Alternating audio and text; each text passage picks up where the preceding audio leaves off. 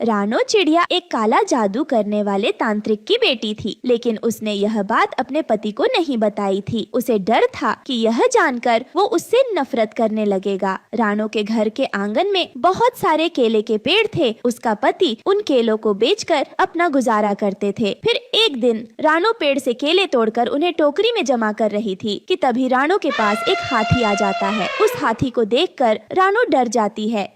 ये जंगली हाथी कहाँ से आ गया और इसकी शक्ल कैसी है? बहन, मेरी मदद करो। एक भूत या शेर ने मेरे शरीर पर कब्जा कर लिया है। मैं जानता हूँ तुम एक तांत्रिक की बेटी हो, इसलिए तुम भूत या शेर को मेरे शरीर से बाहर निकालकर मेरी जान बचा लो। मैं बहुत तकलीफ में हूँ। रानो चिड़िया को उस हाथी पर बहुत दया आती है और उसके बाद वह अपने घोंसले में रखी जादुई छड़ी लेकर वहाँ आ जाती है। फिर मंत्र पढ़कर रानो उस भूतिया शेर को हाथी के शरीर से बाहर भगा देती है और उसके बाद हाथी फिर से पहले की तरह साधारण हाथी बन जाता है। मेरी जान बचाने के लिए तुम्हारा बहुत बहुत शुक्रिया बहन। तुम बहुत अच्छी हो। भगवान तुम्हारा भला करे। उस दिन से रानो चिड़िया की उस हाथी के साथ दोस्ती हो जाती है। रानो रोज हाथी को ढेर सारे केले खाने के लिए दिया करती थी। लेकिन फिर एक दिन जब रानो चिड़िया उस हाथी को केले खिला रही थी कि तभी उसका पति वहाँ आ जाता है। ऊपर वाले, मेरी नालायक पत्नी, तू तो मुझे बर्बाद करके छोड़ेगी। इतना कहकर टुन्नू चिढ़ा डंडा उठा लेता है। ए हाथी, चल भाग यहाँ से, वरना मैं इस डंडे से मार मार के तेरे हाथ पैर तोड़ दूंगा। ये तो एक साधारण हाथी है टुन्नू जी, आप इसे क्यों भड़का रहे हैं? अगर ये थोड़े से केले खा लेगा तो क्या गजब हो जाएगा। लेकिन टुन्नू चिढ़ा एक डंडा उठाकर उस हाथी को मारने उसके पीछे दौड़ता है। ये देख हाथी वहाँ से भाग जाता है। मेरी बात कान खोलकर सुन ले रानो, अगर आज के बाद तूने हाथी को एक भी केला खिलाया तो मैं तेरी टांगे तोड़ दूंगा, समझ गई? चल जा यहाँ से। तभी वहाँ रानो की बेटी गुड़िया चिड़िया आती है। पापा, आप माँ को क्यों मार रहे हो? माँ ने क्या गलत किया है? अपने पति का बुरा बर्ताव देख रानो को बहुत दुख होता है और वह चुपचाप अपनी बेटी को लेकर वहाँ से चली जाती है। इस तरह कुछ दिन बीत जाते हैं। फिर एक दिन रानो घर के कुछ काम कर रही थी कि तभी उसके दरवाजे पर एक बूढ़ा भिखारी आ जाता है। अरे कोई है क्या? मुझे कुछ खाने को दे दो माई, कई दिनों से मैंने कुछ खाया नहीं है। मुझ गरीब भिखारी की मदद करो, ऊपर वाला तुम्हारा भला करेगा। उस भिखारी की हालत देख रानो को उस पर बहुत दया आती है।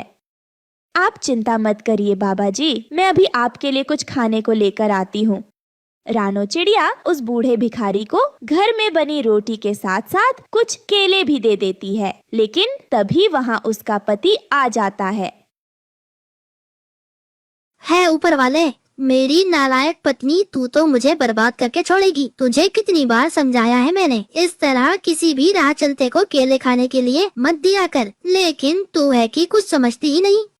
क्या हुआ जी? यह तो गरीब भिखारी है, मैं तो सिर्फ इसकी मदद कर रही थी। बेचारा कई दिनों से भूखा है। अरे दुनिया के सभी भिखारियों का ठेका तूने ले रखा है क्या? ए भिखारी, चल भाग यहाँ से, वरना मैं तेरी टांगे तोड़ दूंगा।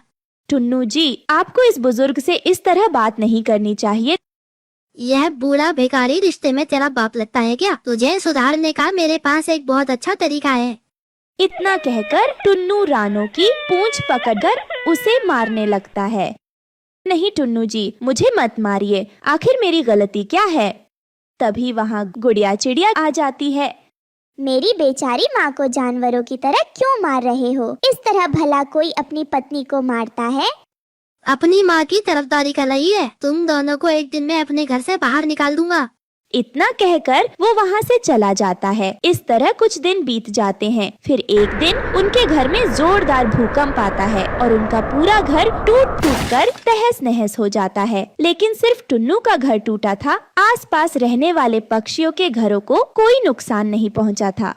अरे ये क्या हो गया? भूकंप में सिर्फ हमारा घर टूटकर चकनाचूर हो गया, दूसरे पक्षी के घर तो बिल्कुल सही सलामत है, उनके घर को तो कुछ भी नहीं हुआ। मेरी भी कुछ समझ में कुछ नहीं आ रहा है कि भूकंप का असर सिर्फ हमारे घर पर ही क्यों पड़ा। अब हम क्या करेंगे जी? हमारे पास तो रहने के लिए और कोई और जगह भी नहीं है। वो सब दुखी होकर रोने लगते हैं कि तभी वहाँ रानो का दोस्त हाथी आ जाता है। फिर वो हाथी रानो से कहता है, मेरे होते हुए तुम किसी बात की फिक्र मत करो बहन, मैं अभी तुम लोगों के रहने का इंतजाम कर देता हूँ। लेकिन तुम तो एक साधारण से हाथी हो, आखिर तुम हमारी मदद कैसे करोगे? तुम मेरे बारे में कुछ नहीं जानती, मैं एक जादुई हाथी हूँ। मुझे एक श्राप मिला है कि मैं अपनी शक्तियों का इस्तेमाल अपने फायदे के लिए नहीं कर सकता, लेकिन मुसीबत में फंसे पक्षियों की मदद करने के लिए मुझे पूरी आजादी है। अब तुम मेरे जादू का कमाल देखो। इतना कहकर वो हाथी उन सभी को अपनी जादुई शक्ति से एक जंगल में ले जाता है। वहाँ एक जादुई केले का पेड़ बोलता है, हाथी क्या मदद करूं तुम्हारी? ये सब मेरे दोस्त हैं, इनके लिए आप एक घर बना दो। तभी वहाँ एक केले का विशाल घर प्रकट हो जाता है। यह जादुई केले का घर तुम्हारे अच्छे कर्मों के लिए तुम्हें उपहार के तौर पर दे रहा हूँ। तुम्हें इस घर में कभी किसी चीज की कमी नहीं होगी। इतना कहकर हाथी वहाँ से गायब हो जाता है। उसके बाद रानो चिड़िया अपने परिवार वालों के साथ उस घर के अंदर प्रवेश कर लेती है। वह घर अंदर से एक बड़े आलीशान बंगले जैसा था। उसमें उनकी सुख सुविधा की सारी चीजें मौजूद थी। यह देख रानो का पति बहुत खुश होता है।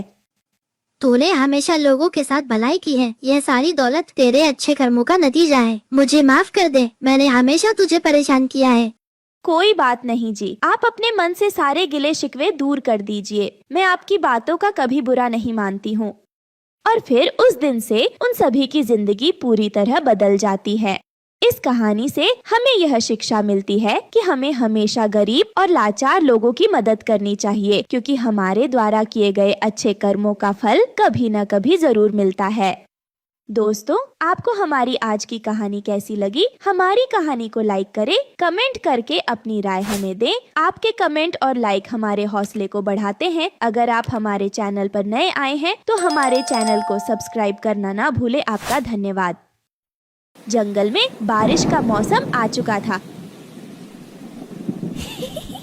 पर रानो चिड़िया ने अभी तक अपने घर की मरम्मत नहीं की थी। उसका घर जगह जगह से टूट चुका था, जिसकी वजह से उसके घर में पानी भर जाने का डर था। रानो चिड़िया का पति भूरा चिड़ा पैसा कमाने के लिए शहर के जंगल गया हुआ था। एक रात अचानक बहुत तेज बारिश होने लगी, जिसे देखकर रानो चिड़िया बहुत परेशान हो गई। हे भगवान, अब मैं क्या करूं? मैंने अभी तक अपने घर की मरम्मत नहीं की और बारिश का मौसम भी आ गया। गुड़िया के पापा भी यहाँ नहीं हैं। अब मुझे खुद लकड़ियाँ ढूंढने जाने होगा और घर को मजबूत करना होगा, नहीं तो हम बेघर हो जाएंगे। अगर ऐसा हो गया तो मैं अपनी बच्ची को कहाँ लेकर जाऊंगी? रानो चिड़िया बारिश में ही लकड़ियाँ ढूंढने चली जाती है। लकड़ियाँ ढूंढते ढूंढते वो बारिश के पानी में बुरी तरह भीग जाती है, जिस वजह से वो बहुत ज्यादा बीमार हो जाती। उसे ज्यादा दूर उड़ा भी नहीं जा रहा था। अरे ये क्या, अचानक से मुझे बहुत कमजोरी महसूस हो रही है। मुझे घर चलना चाहिए, लकड़ियाँ लेने फिर से आ जाऊंगी। फिर रानो चिड़िया बिना लकड़ियाँ लिए ही घर वापस लौट आती है। वो बुखार से तप रही थी और घर आते ही वो लेट जाती है। उसे यूं बीमार देखकर उसकी बेटी गुड़िया अपनी माँ से पूछती है, मम्मा मम्मा क्या हुआ आपको? आपकी तबीयत तो ठीक है ना? रुकिए मैं देखती हूँ। मम्मा, अरे बाप रे बाप, आपको तो बहुत तेज बुखार है। मम्मा रुको, मैं अभी डॉक्टर से दवा लेकर आती हूँ।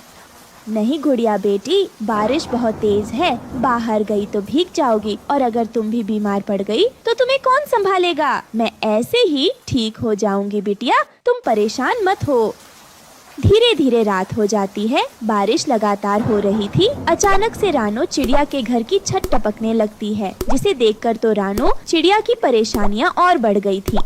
हे भगवान, ये मुसीबत भी अभी आनी थी, अब तो छत भी टपकने लगी। मैं अकेली क्या करूं? छत भी बहुत कमजोर है, पता नहीं कब टूट जाए। अगर ये छत टूट गई तो मेरी बच्ची का क्या होगा? बेटा जल्दी चलो, हमें यहाँ से अभी जाना होगा। घर की छत टपक रही है, किसी भी वक्त यह छत टूट सकती है। हमें कहीं और जाना होगा।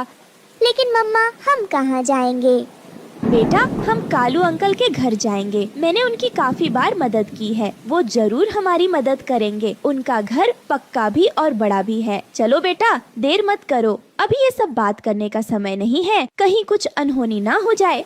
रानो चिड़िया अपनी बेटी को लेकर कालू कौवा के दरवाजे पर आती है। कालू भैया, अरे ओ कालू भैया, गोरी बहन, ओ गोरी बहन, दरवाजा खोले, बाहर बहुत तेज बारिश हो रही है। तभी गोरी नींद से उठती है। अरे इतनी रात गए, ये मनहूस चिड़िया कहाँ से आ गई? यह जरूर हमारे घर में रहने आई होगी। इसे मना कर देती हूँ। गोरी, बाहर बारिश बहुत तेज है। रानो चिड़िया को अंदर बुलाकर पूछो तो सही, वह हमारे दरवाजे पर क्या करने आई है। खबरदार, कोई जरूरत नहीं उससे पूछने की। वह हमारे दरवाजे पर क्या करने आएगी को पता नहीं। वो यहाँ अपने बच्चों के साथ आई है, इसका मतलब उसे आसरा चाहिए होगा। अंदर बुलाने की कोई जरूरत नहीं, समझे तुम? जरूर कोई ना कोई बात है, तभी तो रानो चिड़िया अपने बच्चों को साथ लेकर यहाँ आई है। तुम यहीं रुको, मैं जाता हूँ दरवाजा खोलने। कालू, तुम जानते नहीं, इस चिड़िया का घर जरूर बारिश में टूट गया होगा, तभी यह हमारे दरवाजे पर आई है हमारे घर रहने के लिए। तुम दरवाजा बिल्कुल मत खोलना। गोरी, ये तुम कैसी बातें कर रही हो? याद करो, जब हमारा पक्का घर नहीं था तब के दिनों में अक्सर हम लोग बारिश से बचने के लिए रानो चिड़िया के घर पनाह लेने जाया करते थे, और वो बेचारी चिड़िया हमें आसरा दे दिया करती थी। रानो चिड़िया ने तो कभी हमें मना नहीं किया। आज फिर तुम ऐसा क्यों कर रही हो? कालू, ज्यादा हमदर्द ना बनो। अगर तुमने रानो चिड़िया को अंदर बुलाया तो मैं अपनी माँ के घर चली जाऊंगी और फिर कभी नहीं आऊंगी इस घर में लौटकर। कालू कौवा गोरी की धमकी से डर जाता है और चुप करके बैठ जाता है। बेचारी रानो चिड़िया बाहर खड़ी दरवाजे पर बारिश में अपनी बच्ची के साथ भीगते हुए मिन्नतें कर रही थी, लेकिन गोरी का सख्त पत्थर दिल नहीं पिघलता। बेटा, लगता है ये लोग दरवाजा नहीं खोलेंगे। मैंने कालू और गौरी की हर मुसीबत में मदद की, लेकिन आज जब मुझ पर मुसीबत आन पड़ी तो उन्होंने तो मुंह ही फेर लिया। अब मैं क्या करूं? कुछ समझ में नहीं आ रहा है। इस जंगल में और कौन मेरी मदद करेगा? तभी वहाँ पर रानो चिड़िया का पति भूरा चिड़ा शहर के जंगल से लौट आता है और अपनी पत्नी को इस हाल में देखकर चौंक जाता है। रानो, तुम और गुड़िया यहाँ इस तरह बारिश में क्यों भीग रही हो? घर से तुम दोनों बाहर क्यों निकली? तुम्हें पता नहीं बाहर कितना खराब मौसम है? तुम दोनों बीमार पड़ जाओगी। क्या करें जी, आप तो घर पर नहीं थे। मैं अपने घर की मरम्मत नहीं कर पाई। बारिश में छत भी टपकने लगी। इसी अनहोनी के डर से मैं अपनी बच्ची को लेकर यहाँ आ गई। कालू भैया के घर मदद मांगने पर उन लोगों ने दरवाजा ही नहीं खोला। रानो, तुम चिंता मत करो, मैं आ गया हूँ ना, सब ठीक हो जाएगा।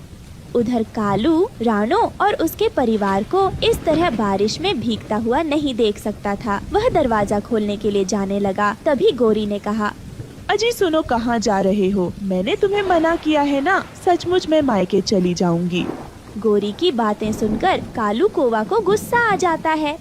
चल निकल मेरे घर से अभी के अभी। मेरी बला से तू मायके चली जा। अब चलती बन यहाँ से। मैं तेरी धमकियों से डरने वाला नहीं। तेरे जाते ही दूसरा ब्याह कर लूंगा, लेकिन अब मैं चुप नहीं बैठूंगा। मेरा दोस्त और उसका परिवार बारिश में भीग रहा है, मुझे उसकी मदद करनी चाहिए, पर तुझ जैसे एहसान फरामोश की वजह से मैं वह भी नहीं कर पा रहा हूँ। याद कर, वो रात जब हमारा घर बारिश में टूट गया था, तब रानो बहन और भूरा चिड़ा ने हमें रहने का आसरा दिया था। अब मैं तेरी एक नहीं सुनूंगा। मैं जा रहा हूँ उनकी मदद करने।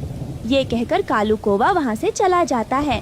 भूरा भैया, रानो बहन, मुझे माफ कर दो, आने में देर हो गई। आप बच्चों को लेकर मेरे घर के अंदर जाओ। बाहर बारिश बहुत तेज है, आप सब बीमार पड़ जाओगे।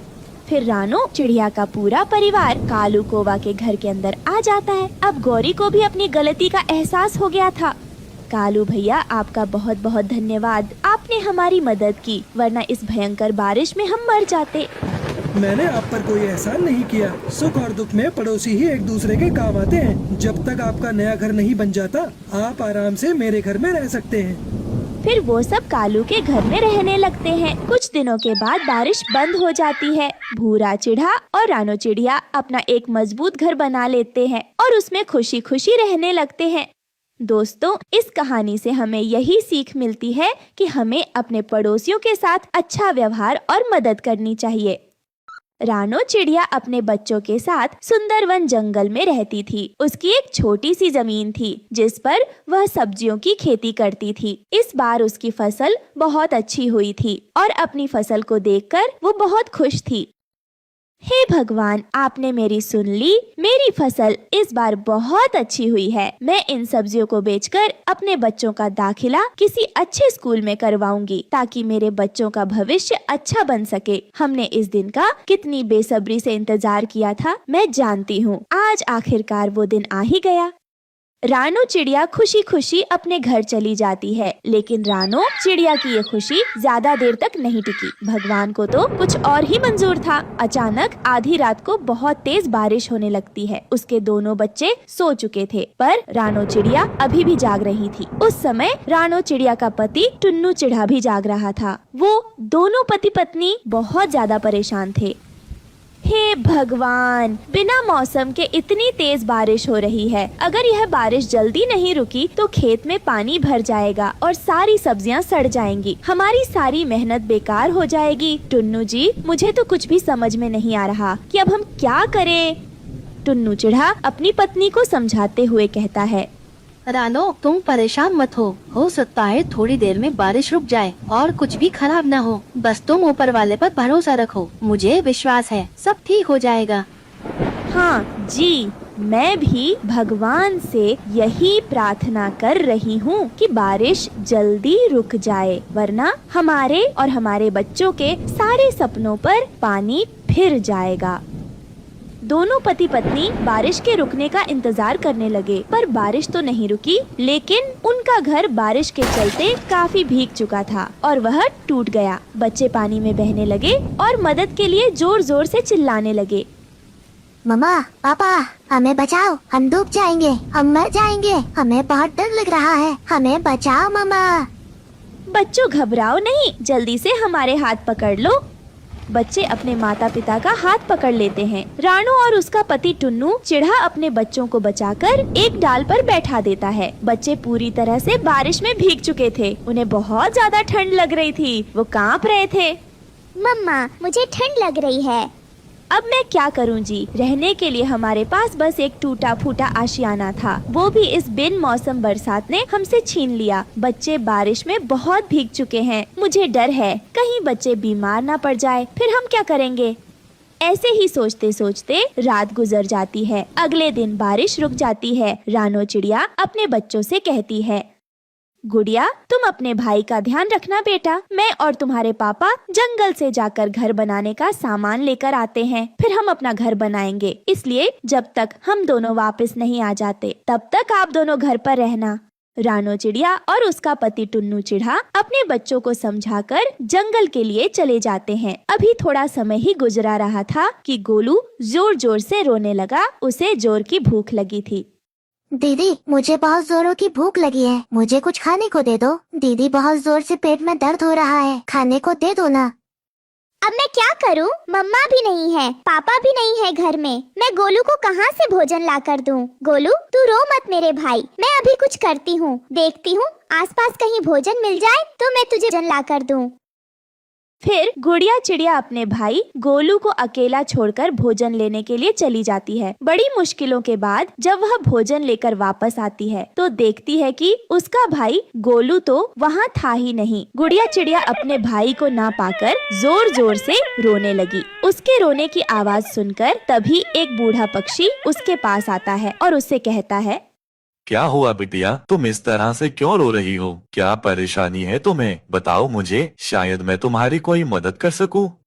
बाबा, मेरा भाई मुझे नहीं मिल रहा है। मैं उसे यही छोड़कर भोजन लाने गई थी, पता नहीं वो कहाँ चला गया।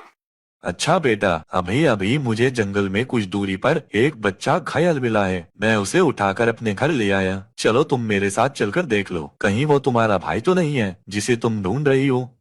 फिर गुड़िया चिड़िया उस बूढ़े तोते की बात सुनकर उसके साथ उसके घर चली जाती है। वो वहाँ पर जाकर देखती है कि गोलू चिड़ा वहाँ घायल पड़ा हुआ था। अपने भाई को जिंदा देखकर गुड़िया चिड़िया बहुत खुश होती है और उस बूढ़े तोते से कहती है, हाँ बाबा, ये मेरा भाई है, लेकिन ये घायल कैसे हुआ? बेटा, एक चील इसे पकड़कर ले जा रहा था। मैंने किसी तरह इसे बचाया है और फिर इसे उठाकर अपने घर ले आया। वो तो अच्छा हुआ तुम मुझे मिल गई, वरना मैं इसे कहाँ कहाँ लेकर घूमता। फिर थोड़ी देर बाद रानू चिड़िया अपने पति के साथ घर वापस आ जाती है और अपने दोनों बच्चों को घर पर ना पाकर वो दोनों बहुत ज्यादा परेशान हो जाते हैं। टुन्नू जी, हमारे बच्चे कहाँ गए? हम तो उन दोनों को यहीं पर छोड़कर गए थे ना। हाँ रानो, पर तुम परेशान मत हो, हम दोनों मिलकर अपने बच्चों को ढूंढ लेंगे। फिर अपने बच्चों को ढूंढते हुए रानो और टुन्नू चिड़ा उस बूढ़े तोते के घर पर पहुंच जाते हैं और अपने बच्चों को वहां देखकर बहुत खुश होते हैं। बच्चों, तुम लोगों ने तो मेरी जान ही निकाल दी थी। मैं कब से तुम दोनों को ढूंढ रही हूँ। तुम्हें पता भी, तुम्हारी वजह से हम कितने परेशान हो गए थे।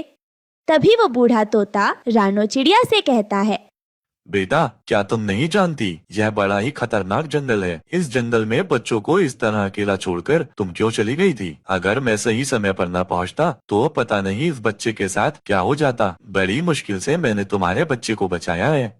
क्या करती बाबा, बारिश की वजह से हमारा घर टूट गया, हमारी फसल बर्बाद हो गई, हम बेघर हो गए। हम घर बनाने के लिए लकड़ियाँ लेने जंगल गए थे, पर जंगल में हमें लकड़ियाँ भी नहीं मिली। अब जब घर नहीं बनेगा तो पता नहीं मेरे बच्चे कैसे रहेंगे। मुझे तो कुछ भी समझ में नहीं आ रहा कि मैं अपने बच्चों को कैसे इन सब परेशानियों से दूर रखूं। रानो चिड़िया की ये सब बातें सुनकर वो बूढ़ा तोता उससे कहता है, बेटी, तुम्हें चिंता करने की कोई जरूरत नहीं है। ये लो जादुई पत्ते, इससे तुम अपना घर बना लेना। वह घर बारिश में कभी भी नहीं टूटेगा। इन पत्तों से बना घर लोहे से भी ज्यादा मजबूत होगा। तुम्हें कभी भी किसी बारिश या तूफान से डरने की जरूरत नहीं पड़ेगी। यह जादुई पत्तों का घर तुम्हें हर एक परेशानी से बचाएगा। जाओ बेटा, जाकर अपना जादुई पत्तों का घर बनाकर उसमें अपने बच्चों के साथ खुश रहो।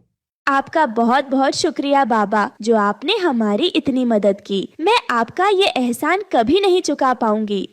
फिर रानो चिड़िया अपने बच्चों को लेकर अपने घर आती है और जादुई पत्तों से एक सुंदर सा घर बनाती है। रानो चिड़िया और टुन्नू चिड़ा फिर से अपनी नई जिंदगी शुरू करते हैं और जादुई पत्तों के घर में खुशी खुशी रहने लगते हैं। दोस्तों, आपको हमारी आज की कहानी कैसी लगी? हमारी कहानी को लाइक करें, कमेंट करके अपनी राय हमें दें। आपके कमेंट और लाइक हमारे हौसले को बढ़ाते हैं। अगर आप हमारे चैनल पर नए आए हैं तो हमारे चैनल को सब्सक्राइब करना ना भूले। आपका धन्यवाद। आ जाओ सब लोग, खाना बन गया है। माँ, आज तो बहुत अच्छी खुशबू आ रही है। क्या बनाया है खाने में? तुम लोगों के मनपसंद दाल चावल। माँ, आज तो खाने में दाल चावल है। माँ, दाल चावल तो बहुत महंगे हैं, तो आपने दाल कैसे खरीदी? आज जब मैं आम बेचकर घर आ रही थी तो वो रास्ते में एक बहुत बड़ा घर बन रहा था। वहाँ पर एक मजदूर की कमी थी। लकड़ी उठाने के लिए मैं चली गई। लकड़ी उठाने के बदले मुझे 100 रुपए मिले थे, तो उसी से मैं तुम लोगों के लिए दाल चावल ले आई। तुम लोगों को रोज रोज सूखा खाना खाते हुए देखकर मुझे बहुत दुख होता था। माँ, हम तो सूखा दाना खाकर भी खुश हैं। आपको हमारे खाने के लिए इतनी मेहनत करने की क्या जरूरत है? जिस उम्र में आपको आराम करना चाहिए, उस उम्र में आप हम लोगों का पेट पालने के लिए कितनी मेहनत करती है। पगली, मैं मेहनत नहीं करूँगी तो और कौन करेगा? आखिर मैं तुम्हारी माँ हूँ। चलो अब जल्दी से खाना खा लो, वरना खाना ठंडा हो जाएगा। रानो अपनी 5 बेटियों को खाना परोसती है और एक प्लेट में खाना लेकर आंगन में लगे बड़े से आम के पेड़ के पास जाती है। मेरे प्यारे आम के पेड़, देख आज मैं तेरे लिए क्या लेकर आई हूँ। ये दाल और चावल हैं। देखते देखते तू कब इतना बड़ा हो गया, मुझे पता ही नहीं चला। तू भले ही एक मामूली आम का पेड़ है, लेकिन मेरे लिए मेरे परिवार के सदस्य जैसा है। रानो चिड़िया खाने की थाली को उस पेड़ के पास रखकर पेड़ पर प्यार से पंख सहलाती है और अपने घर के अंदर चली जाती है। रानो चिड़िया जिस दिन से उस जंगल में आई थी, तब से ही रानो ने इस आम के पेड़ को बड़े प्यार से सींचकर बड़ा किया था। रानो चिड़िया आम के पेड़ से आम लेकर बाजार में उसे बेचकर अपना और अपने बेटियों का गुजारा करती थी। एक दिन, आप खाना छोड़कर यहाँ इस पेड़ को पानी दे रही हो। अगर एक दिन पानी नहीं दोगे तो क्या हो जाएगा? बेटी, पेड़ों में भी हमारी तरह जान होती है, इसीलिए समय समय पर इन्हें पानी देना चाहिए। हम तो भूख लगने पर खाना मांगकर खा लेते हैं, लेकिन ये तो बेजुबान होते हैं। इन्हें कोई तकलीफ होगी तो हमें कैसे बताएंगे? माँ, आप तो इस आम के पेड़ को बिल्कुल अपनी बेटियों की तरह प्यार करती हो। रानो चिड़िया का आम के पेड़ को समय समय पर पानी देना और उसका ख्याल रखना जीवन का एक हिस्सा बन गया था। अरे घर पर कोई है क्या? कालू सेठ, तू यहाँ? तेरी हिम्मत कैसे हुई मेरे घर में कदम रखने की? मैंने तुझे कहा था ना, मेरे घर के आसपास भटकने की कोशिश भी मत करना। पैर कब्र में लटक रहे हैं पर जुबान तेरी कैंची की तरह चल रही है। देख अभी भी प्यार से समझा रहा हूँ, अपनी जमीन को मेरे नाम कर दे, बदले में मैं तुझे अच्छे पैसे भी दे रहा हूँ। मुझे इस जमीन पर एक बड़ा सा ढाबा बनाना है। ये जमीन मेरे पति की मेहनत की कमाई की है, मैं इसे किसी भी हालत में नहीं बेचूंगी, समझे? चला जा यहाँ से। अभी तो मैं जा रहा हूँ, लेकिन एक दिन इस जमीन पर तो मैं कब्जा करके ही रहूँगा।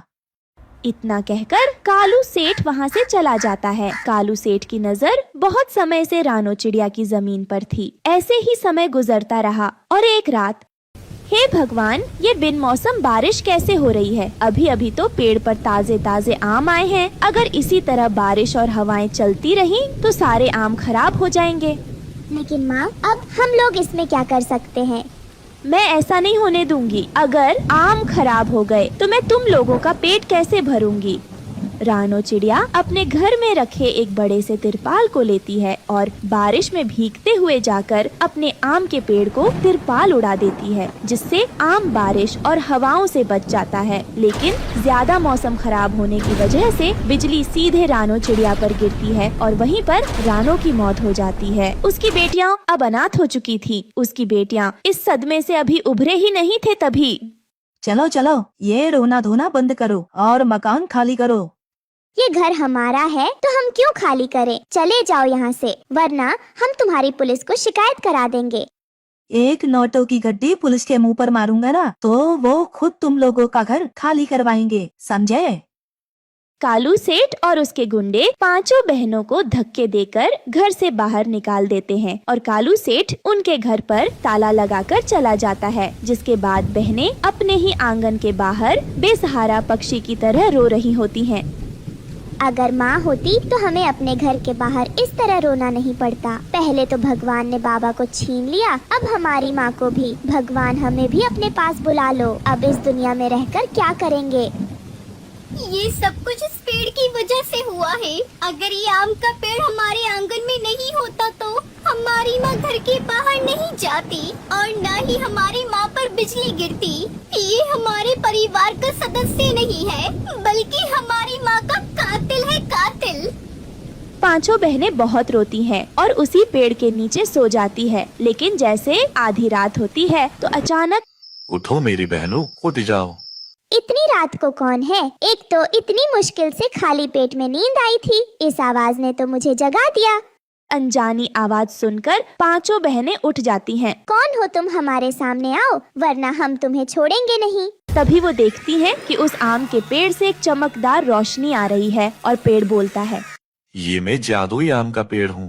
ये क्या? ये बेजुबान पेड़ बोल रहा है? मैं कोई साधारण पेड़ नहीं हूँ, बल्कि एक जादुई आम का पेड़ हूँ। तुम्हारी माँ ने मेरे बचपन से लेकर बड़े होने तक मुझे प्यार से सींचा है।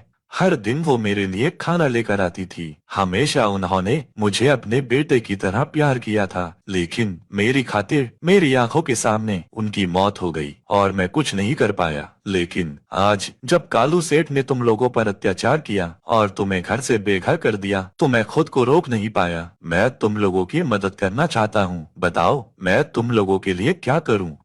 हम तो अपना पेट मेहनत मजदूरी करके भर लेंगे, लेकिन हमारे पास रहने के लिए कोई जगह नहीं है। हमें अपना एक घर दे दो। ठीक है, मैं अपने जादू से आम के पेड़ से एक आम के घर में बदल जाऊंगा। लेकिन एक बात याद रखना, ये घर रात में ही रहेगा। सुबह होते ही मैं फिर से आम का पेड़ बन जाऊंगा और रात होते ही फिर से आम का घर। इतना कहते ही वो आम का पेड़ देखते ही देखते एक सुंदर से आम के घर में बदल जाता है। इसके बाद पांचों बहनें उस आम के घर के अंदर जाती हैं और आराम से रात गुजारती हैं। फिर सुबह होते ही फिर से वह आम का घर एक आम के पेड़ में बदल जाता है। एक रात, बहुत भूख लगी है, कुछ खाने को दो ना। सुबह से कुछ भी नहीं खाया है। मालिक ने दिहाड़ी भी नहीं दी है, कह रहा था कल ही दिहाड़ी देगा। वो रोज ऐसा करता है। मेहनत मजदूरी करके भी हम 2 वक्त की रोटी नहीं खा पा रहे हैं। काश हमारे पास खाने के लिए कुछ होता। इतना बोलते ही उनके सामने खाने की 5 थालियां आ जाती है। ये देखकर पांचों बहनें बहुत खुश होती हैं और पेट भर खाना खाती है। ऐसे ही दिन गुजरते गए, लेकिन एक रात, ये क्या हुआ?